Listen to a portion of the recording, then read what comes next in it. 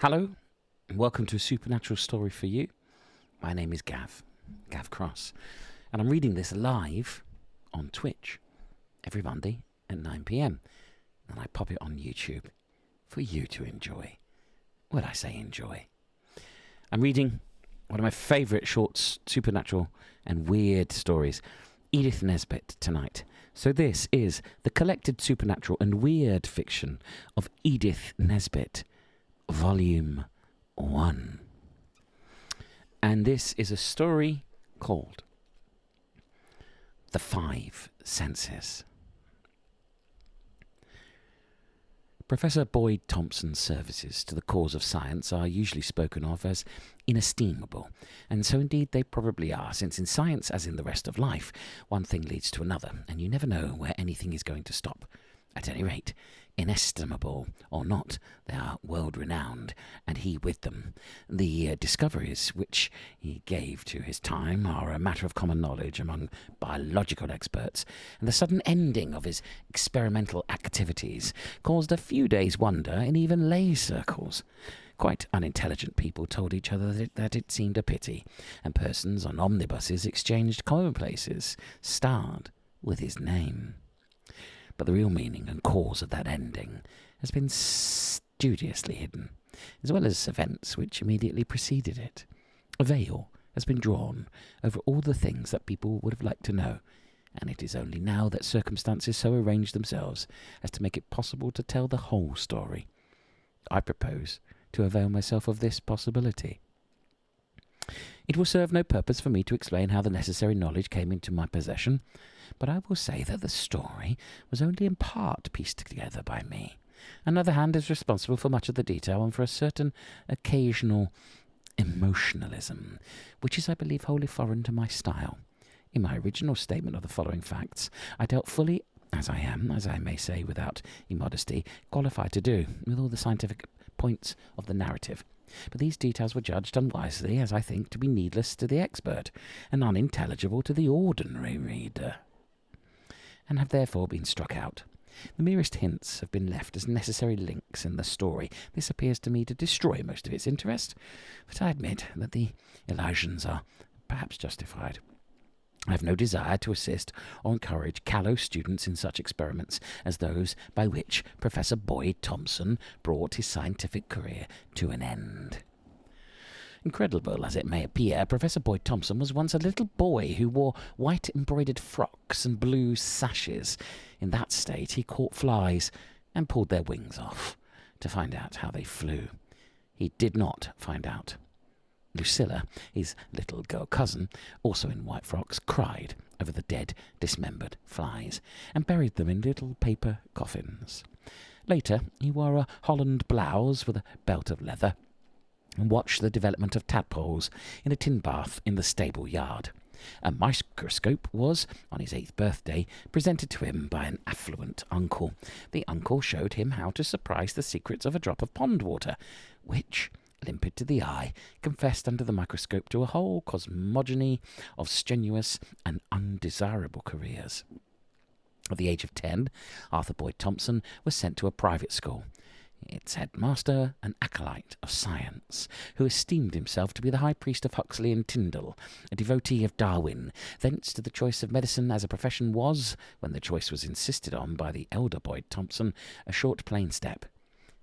Inorganic chemistry failed to charm, and under the cloak of medicine and surgery, the growing fever of scientific curiosity could be sated on bodies other than the cloak-wearers. He became a medical student and an enthusiast for vivisection. The bow of Apollo was not always bent. In a rest interval, the summer vacation to be exact, he met again with the cousin, second, once removed, Lucilla, and loved her. They were betrothed. It was a long, bright summer, full of sunshine, garden parties, picnics, archery, a decaying amusement, and croquet. then coming to its end. He exulted in the distinction already crescent in his career, but some half-formed, wholly unconscious desire to shine with increased lustre in the eyes of the beloved caused him to invite, for a holiday's ultimate week, a fellow student, one who knew and could testify to the quality of the laurels already encircling the head of the young scientist. The friend came, testified, and in a vibrating interview under the lime trees of Lucilla's people's garden, Mr. Boyd Thompson learned that Lucilla never could, never would love or marry a vivisectionist. The moon hung low and yellow in the spacious calm of the sky. The hour was propitious, the lovers fond. Mr. Boyd Thompson vowed that his scientific research could henceforth deal wholly with departments into which the emotions of the non-scientific cannot enter.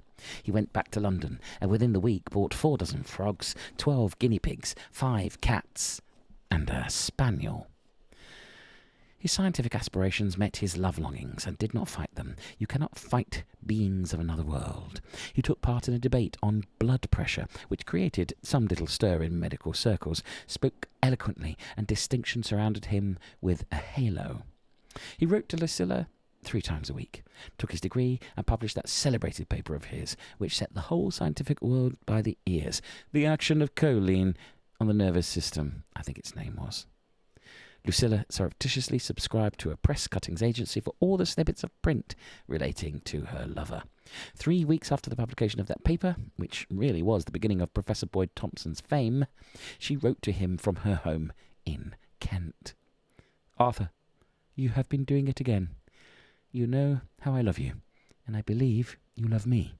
But you must choose between loving me and torturing dumb animals. If you don't choose right, then it's goodbye, and God forbid you. Your poor Lucilla, who loved you very dearly." He read the letter, and the human heart in him winced and whined, yet not so deeply now, nor so loudly, but that he bethought himself to seek out a friend and a pupil who would watch certain experiments, attend to the cutting of certain sections, before he started for Tenterden, where she lived. There was no station at Tenterden in those days, but a 12-mile walk did not dismay him. Lucilla's home was one of those houses of brave proportions and an inalienable bourgeois stateliness, which stand back a little from the noble high street of that most beautiful of Kentish towns. He came there, pleasantly exercised, his boots dusty and his throat dry, and stood on the snowy doorstep beneath the Jacobean lintel. He looked down the wide, beautiful street, raised eyebrows, and shrugged uneasy shoulders within his professional frock coat. "It's all so difficult," he said to himself. Lucilla received him in the drawing-room, scented with last year's rose leaves, and fresh with chintz that had been washed a dozen times. She stood very pale and frail. Her blonde hair was not teased into fluffiness and rounded over the chignon of the period, but banded Madonna-wise, crowning her with the heavy burnished plaits. Her gown was of white muslin, and around her neck black velvet passed, supporting a gold locket.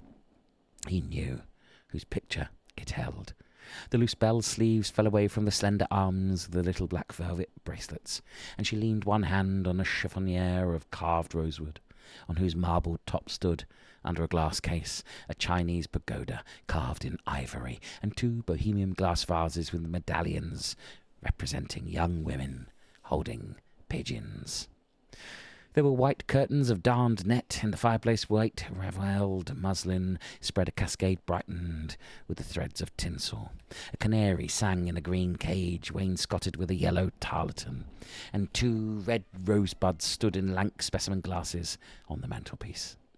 Every article of furniture in the room spoke eloquently of the sheltered life, the iron obstinacy of the well-brought-up. It was a scene that invaded his mental vision many a time, in the laboratory, in the lecture room. It symbolized many things, all dear and all impossible. They talked, awkwardly, miserably, and it always came round to the same thing. "But you don't mean it," he said, and at last came close to her. "I do mean it," she said, very white, very trembling, very determined. "But it's my life," he pleaded. "It is the life of thousands. You don't understand." "I understand that dogs are tortured. I can't bear it." He caught at her hand. "Don't," she said. "When I think what that hand does, Dearest, he said very earnestly, which is the more important, a dog or a human being?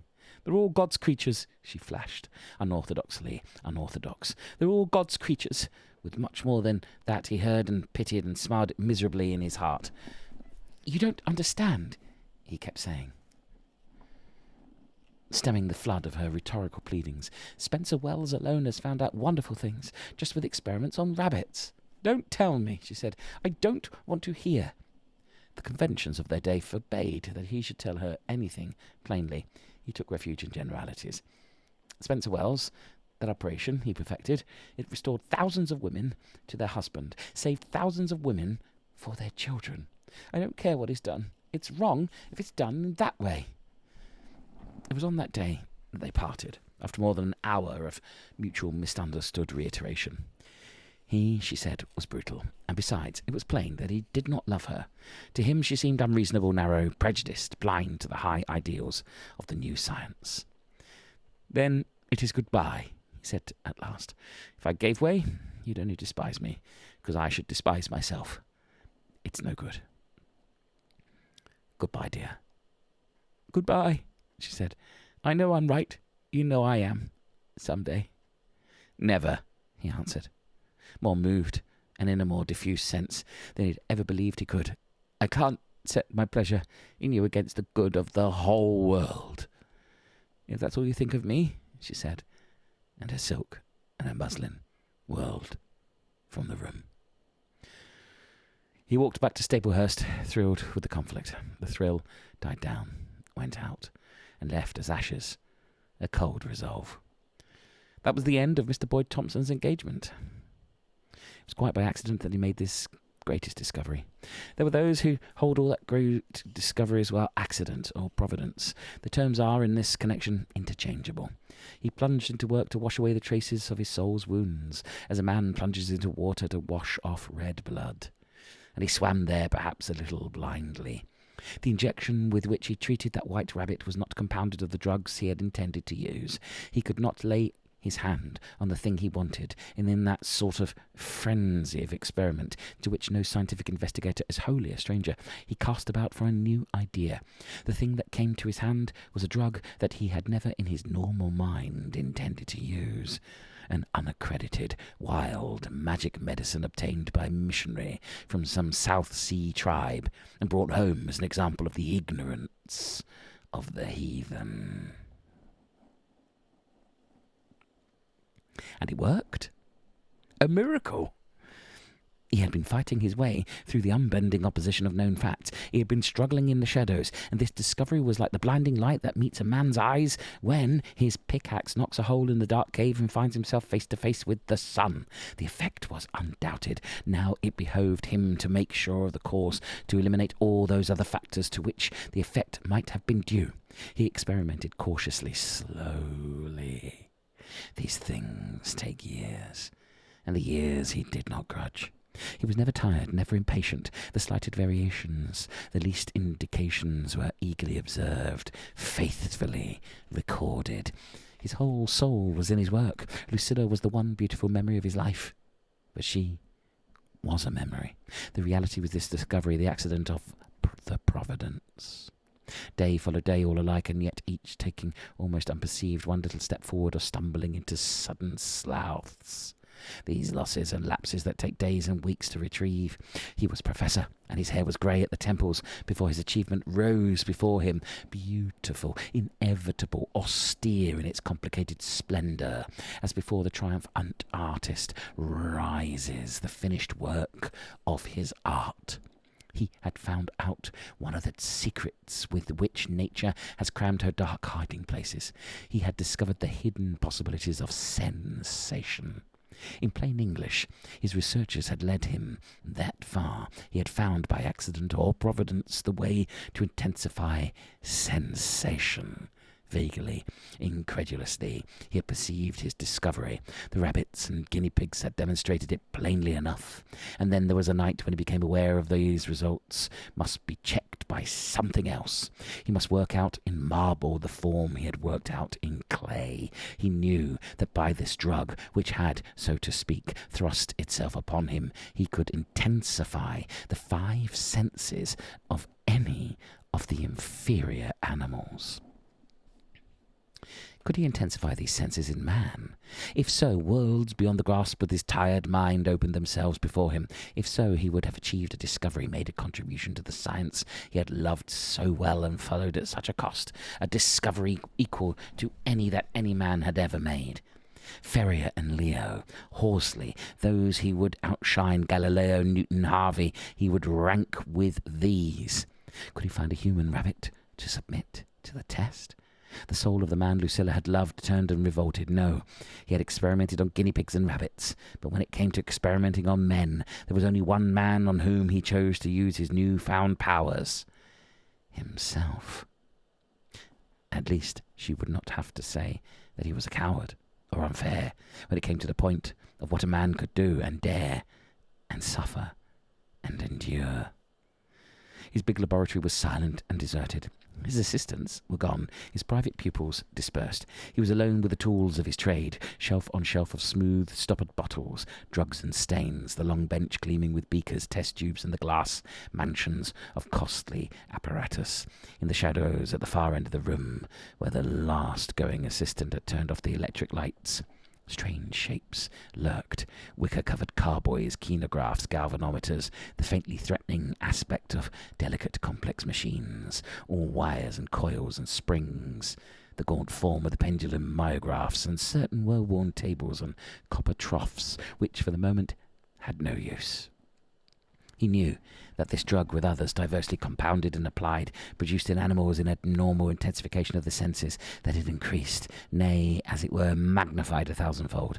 The hearing, the sight, the touch, and he was almost sure the senses of taste and smell, but of that extent of the increase he could form no exact estimate.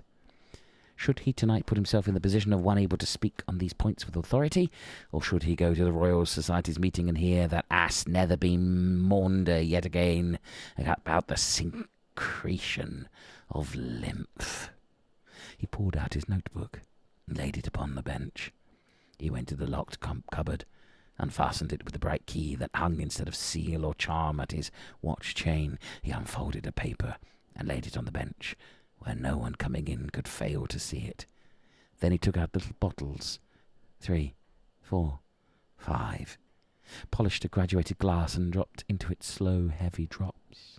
A larger bottle yielded a medium in which all mingled. He hardly hesitated at all before turning up his sleeve and slipping the tiny needle into his arm. He pressed the end of the syringe. The injection was made. In effect, though not immediate, was sudden.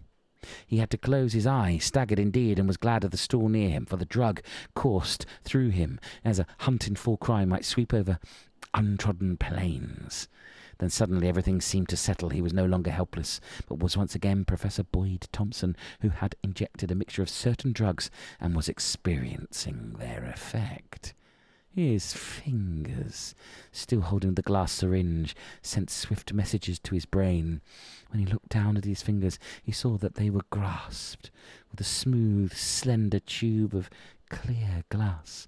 What he felt that they held was a tremendous cylinder, rough to the touch. He wondered, even at that moment, why, if his sense of touch was indeed magnified to this degree, everything did not appear enormous. His ring, his collar. He examined the new phenomenon with cold care. It seemed that only that was enlarged on which his attention, his mind, was fixed. He kept his hand on the glass syringe and thought of his ring, got his mind away from the tube, back again in time to feel it small between his fingers, grow, increase, and become big once more. So that's a success, he said, and saw himself lay the thing down. It lay just in front of the rack of test tubes to the eye, just that little glass cylinder to the touch. It was like a water pipe on a house side, and the test tubes, when he touched them, like the pipes of a great organ. "Success," he said again, and mixed the antidote, for he had found the antidote in one of those flashes of intuition, imagination, genius, that light the way of science as stars light the way of a ship in dark waters. The action of the antidote was enough for one night. He locked the cupboard and after all was glad to listen to the meanderings of Netherby. It had been lonely there, in the atmosphere of complete success. One by one, day by day, he tested the action of his drugs on the other senses. Without being technical, I had perhaps better explain that the compelling drug was in each case one and the same. Its action was directed to a set of nerves, or that by means of other drugs mixed with it. I trust this is clear?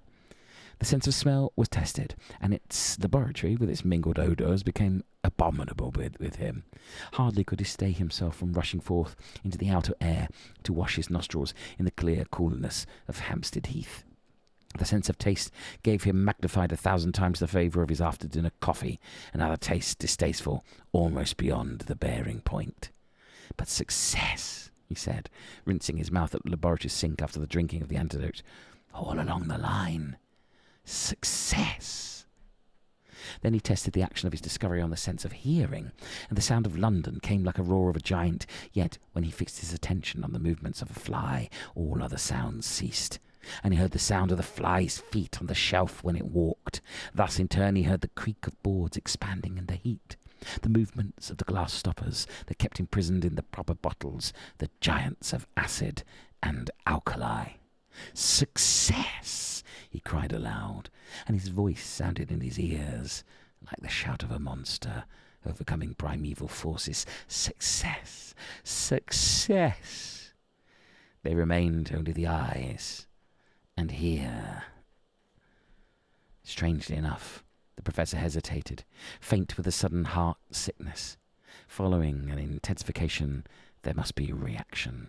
What if the reaction exceeded that from which it reacted? What if the wave of tremendous sight stemmed by the antidote ebbing left him blind? But the spirit of the explorer in science is the spirit that explores African rivers, and sail amid white bergs to seek the undiscovered pole. He held the syringe with a firm hand, made the required puncture, and braced himself for the result. His eyes seemed to swell to great globes, to dwindle to microscopic globules, to swim in a flood of fire, to shrivel high and dry on a beach of hot sand. Then he saw, and the glass fell from his hand, for the whole of the stable earth seemed to be suddenly set in movement. Even the air grew thick with vast, overlapping, shapeless shapes. He opined later that these were the microbes and bacilli that cover and fill all things in this world that looks so clean and bright. Concentrating his vision, he saw in one day's little dust on the bottles myriads of creatures crawling and writhing alive. The proportions of the laboratory seemed but little altered. Its large lines and forms remained practically unchanged. It was the little things that were no longer little, the invisible things that were now invisible no longer. He felt grateful for the first time in his life for the limits set by nature to the powers of the human body. He had not increased those powers if he let his eye stray idly about, as one does in the walls, for example. All was much as it used to be, but the moment he looked steadily at one thing, it became enormous. He closed his eyes. Success here had gone beyond his wildest dreams. Indeed, he could not but feel that success, taking the bit between its teeth, had perhaps gone just the least little bit too far. And on the next day he decided to examine the drug in all its aspects, to court the intensification of all his senses, which should set him in the position of supreme power over men and things, transform him from a professor into a demigod. The great question was, of course, how the 5 preparation of his drug would act on or against each other. Would it be intensification, or would they neutralize each other? Like all imaginative scientists, he was working with stuff perilously, like the spells of magic, and certain things were not possible to be foretold. Besides, this drug came from a land of mystery and the knowledge of secrets, which we call magic.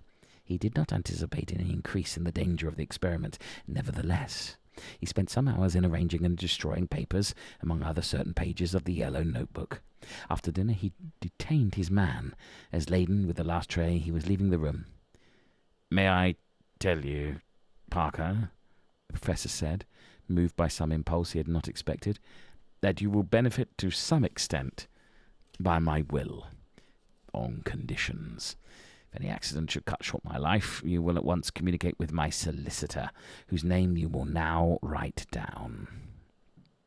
The model man, trained by 15 years of close personal service, drew forth a notebook neat as the professor's own, wrote in it neatly the address that the professor gave. "Anything more, sir?" he asked, looking up, pencil in hand. "No," said the professor, "nothing more." "Good night, Parker." "Good night, sir," said the model man. The next word the model man opened his lips to speak were breathed into the night tube of the nearest doctor. "My master, Professor Boyd Thompson, could you come round at once, sir? I'm afraid it's very serious." It was 6:30 when the nearest doctor, Jones was his unimportant name, stooped over the lifeless body of the professor.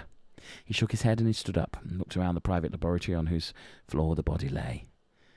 "His research is over," he said. "Yes, he's dead. Been dead some hours.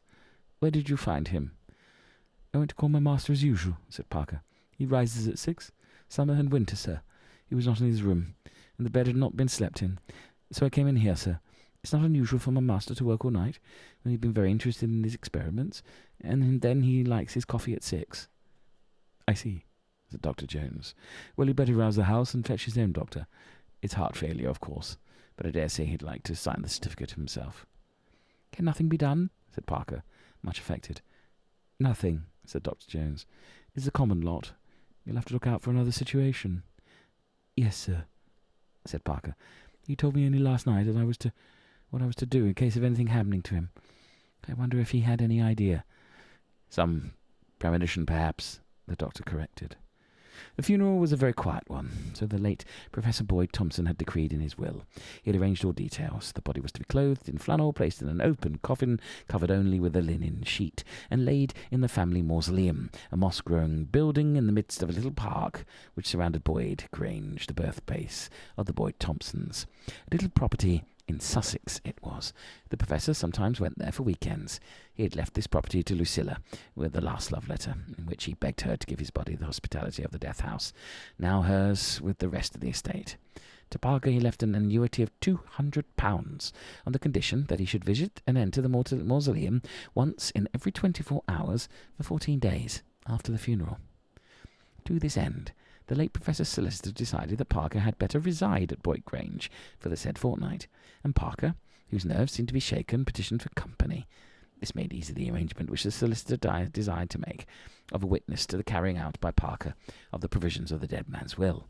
The solicitor's clerk was quite good company, and arm in arm with him, Parker paid his first visit to the mausoleum. The little building stands in the glade of evergreen oaks. The trees are old and thick, and the narrow door is deep in shadow, even on the sunniest day. Parker went to the mausoleum, peered through its square grating, but he did not go in. Instead, he listened, and his ears were full of silence. "He's dead, all right," he said, with a doubtful glance at his companion. "You ought to go in, ain't you?" said the solicitor's clerk. "Go in yourself, if you like, Mr. Pollock," said Parker, suddenly angry. "Anyone who likes can go in, but it won't be me. If he was alive, it'd be different. I've done everything for him, but I'm not going in among all the dead and mouldering Thompsons. See, if we both say I did, it'll just be the same as me doing it." "So it will," said the solicitor's clerk. "But where do I come in?" Parker explained to him where he came in, to their mutual consent. "Right you are," said the clerk. "On those terms, I'm fly. And if we both say you did it, we needn't come to the beastly place again," he added, shivering and glancing over his shoulder at the door with the grating. "No more we need," said Parker. Behind the doors and bars of the narrow door lay deeper shadows than those of the Alexis themselves. Outside, in the blackest of the shadow, lay a man, whose every sense was intensified as though by a magic potion. For when the professor swallowed the 5 variants of the great discovery, each acted as he had expected it to act, but the union of the 5 vehicles, conveying the drug to the nerves, which served his 5 senses, had paralyzed every muscle. His hearing, taste, touch, scent, and sight were intensified 1,000-fold, as they had been in the individual experiments. But the man who felt all this exaggerated increase of sensation was powerless as a cat under curare. He could not raise a finger, stir an eyelash. More, he could not breathe, nor did his body advise him of any need of breathing. And he had lain thus immobile, and felt his body slowly grow cold, and heard in thunder the voices of Parker and the doctor, had felt the enormous hands of those who had made his death toilet, had smelt the enormous, intolerable ability of the camphor and lavender they had laid round him in the narrow black bed, had tasted the mingled flavours of the drug and its 5 mediums, and, in an ecstasy of magnified sensation, had made the lonely train journey which coffins make, and known himself carried into the mausoleum, and left there, alone. And every sense was intensified, even his sense of time, so that it seemed to him that he had lain there for many years, and the effects of the drugs showed no sign of any diminution or reaction. Why had he not left directions for the injection of the antidote? It was one of those slips which wreck campaigns cause the discovery of hidden crimes. It was a slip he had made. He had thought of death, but in all results he had anticipated death's semblance had found no place. Well, he had made his bed, and he must lie in it. This narrow bed, this scent of clean oak and French polish, was distinct among the musty, intolerable odours of the charnel house. It was perhaps 20 hours that he had lain there, powerless, immobile, listening to the sounds of unexplained movements about him, when he felt the joy, almost like delirium, a faint quivering in the eyelids. They had closed his eyes. Until now they had remained closed. Now, with an effort as of one who lifts a gravestone, he raised his eyelids. They closed again quickly, for the roof of the vault at which he gazed earnestly was alive with monsters, spiders, earwigs, crawling beetles and flies, far too small to have been perceived by normal eyes, spread giant forms over him. He closed his eyes and shuddered. It felt like a shudder, but no one had stood beside him could have noted any movement. It was then that Parker came and went. Professor Boyd Thompson heard Parker's words and lay listening to the thunder of Parker's retreating feet. He tried to move, to call out, but he could not. He lay there helpless, and somehow he thought of the end, the dark end of the laboratory where the assistant before leaving had turned out the electric lights. He had nothing but his thoughts. He thought how he would lie there and die there. The place was sequestered. No one passed the way. Parker had failed him, and the end was not hard to picture. He might recover all his faculties, might be able to get up, able to scream, to shout, to tear at the bars. The bars were strong, and Parker would not come again. Well, he would try to face with a decent bravery whatever had to be faced. Time, measureless, spread about. It seemed as though someone had stopped all the clocks in the world, as though he were not in time but in eternity. Only by waxing and waning light he knew of the night and the day. His brain was weary, and the efforts to move, to speak, to cry out, he lay informed with something like despair of fortitude. And then Parker came again, and this time a key grated in the lock. The professor noted with rapture that it sounded no louder than a key should sound, turned in a lock that was rusty, nor was the voice other than he had been used to hear. He was man alive, and Parker's master hand. "You can go in, of course, if you wish, miss," said Parker disapprovingly, "but it's not what I should advise myself. For me, it's different," he added, on a sudden instinct of self-preservation. "I've got to go in every day for a fortnight," he added, pitying himself. "I will go in, and thank you," said a voice. "Yes, give me the candle, please. You need not wait. I will lock the door when I come out." Thus the voice spoke, and the voice was Lucilla's. In all his life the professor had never feared death, nor its trappings, neither its physical repulsiveness, nor the supernatural terrors which cling about it, and he either understood or tolerated. But now, in one little instant, he did understand. He heard Lucilla come in. A light held near him shone warm and red through his closed eyelids, and he knew that he had only to unclose those eyelids to see her face bending over him, and he could unclose them, yet he could not, would not. He lay there still and straight in his coffin, and life swept through him in waves of returning power. Yet he lay like death. For he said, or something in him said, "She believes me dead. If I open my eyes, it will be like a dead man looking at her. If I move, it will be like a dead man moving under her eyes. People have gone mad for less. Lie still. Lie still," he told himself. "Take any risks yourself. There must be none for her." She had taken the candle away, set it down somewhere at a distance, and now she was kneeling beside him, and her hand was under his head. He knew he could raise his arm and clasp her, and Parker would come back, perhaps, when she did not return to the house, come back to find a man in grave clothes, clasping a mad woman. He lay still. Then her kisses and tears fell on his face, as she murmured broken words of love and longing, but he lay still. At any cost he must lie still, even at the cost of his own sanity, his own life. And the warmth of her hand under his head, her face against his, her kisses, her tears, set his blood flowing evenly and strongly. Her other arm lay on his breast, softly pressing over his heart. He would not move. He would be strong. If he were to be saved, it must be by some other way. Not this. Not this. Suddenly tears and kisses ceased. Her every breath seemed to have stopped with these. She had drawn away from him. She spoke. Her voice came from above him. She was standing up. "Arthur!" she said. "Arthur!" Then he opened his eyes. The narrowest chink, but he could not see her. Only he knew that she was moving towards the door. There had been a new quality in her tone, the thrill, or fear, or hope. What was it? Or at least of uncertainty. Should he move? Should he speak? He dared not. He knew too well the fear that the normal human being has of death and the grave. The fear transcending love, transcending reason. Her voice was further away now. She was by the door. She was leaving him. If he let her go, it was an end of hope for him. If he did not let her go, an end perhaps of reason for her. No. "Arthur," she said, I don't believe. I believe. You can hear me. I'm going to get a doctor. If you can, speak. Speak to me." Her speaking ended, cut off short as a cord is cut by a knife. He did not speak. He lay in consciousness, forced rigidity. "Speak if you can," she implored. "Just one word." Then he said, very faintly, very distinctly, in a voice that seemed to come from a great way off, "Ursula."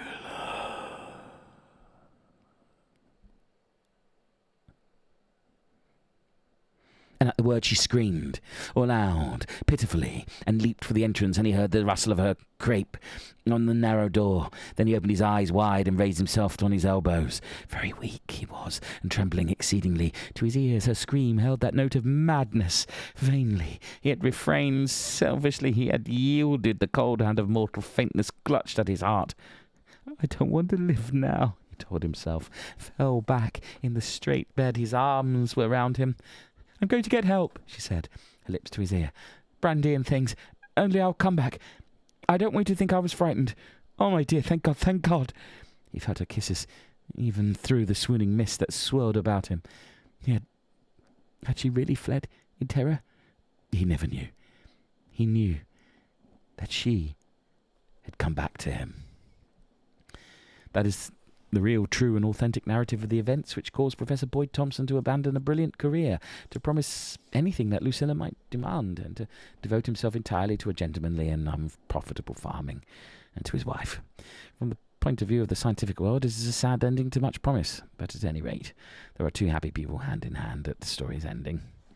There is no doubt that for several years Professor Boyd Thompson had had enough of science, and by a natural revulsion flung himself into the full tide of commonplace sentiment. But genius, like youth, cannot be denied, and I, for one, am doubtful whether the professor's renunciation of research will be a lasting one. Already I've heard whispers of a laboratory which is being built on the house beyond the billiard room. But I'm inclined to believe the rumours which assert that for the future his research will take the form of extending paths already well trodden, that he will refrain from experiments with unknown drugs, those dreadful researches which tend to merge the chemist and the biologist and the alchemist and the magician. And he certainly does not intend to experiment further on the nerves of any living thing, even his own. The professor had already done enough work to make the reputation of half a dozen ordinary scientists. He may be pardoned if he rests on his laurels, entwining them to some extent with roses. The bottle containing the drug from the South Seas was knocked down on the day of his death and swept up in bits by the laboratory boy. It is a curious fact that the professor had wholly forgotten the formula of the experiment, which so nearly was his last.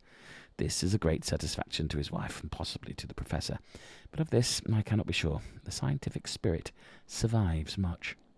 To the unscientific reader, the strangest part of the story will perhaps be the fact that Parker is still with his old master. A wonderful example of the perfect butler. Professor Boyd Thompson was able to forgive Parker because he understood him.